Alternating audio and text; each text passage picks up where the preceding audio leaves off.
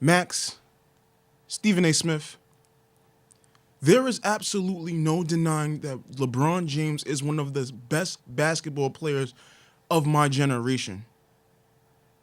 When he did last year in the NBA Finals, when he led both teams in every statistical category, points, blocks, rebounds, field goal percentage, the whole nine, you name it, he led both teams. It was one of the single greatest performances I have ever seen in sports.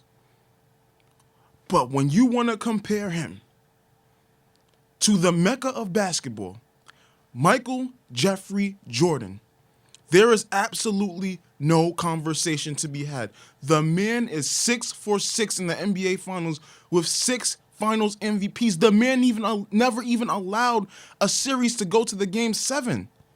This is how dominant he was. In fact, I think the sequencing of months should go March, April, May, Jordan, July, because the man absolutely owned the month of June.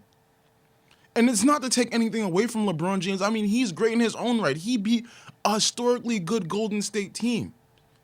But let's not gloss over the fact that LeBron James completely disappeared in 2011 against the Mavericks, or Kawhi Leonard completely shackled him when they played the Spurs in 2014. These are not things that we can just gloss over when we're going to compare him to the greatest, the mecca of basketball. In fact, Max, I know you like Jay-Z's The Takeover, so I'll use a quote to define how I'm going to define the situation. You bringing them boys to men, how are those boys going to win? This is grown man B.I. Meaning Michael Jordan is just on a completely different level than everyone else when it comes to the game of basketball. Again, we're not knocking LeBron James, but he'll never be a Michael Jordan. He was just too great, too dominant. No discussion to be had.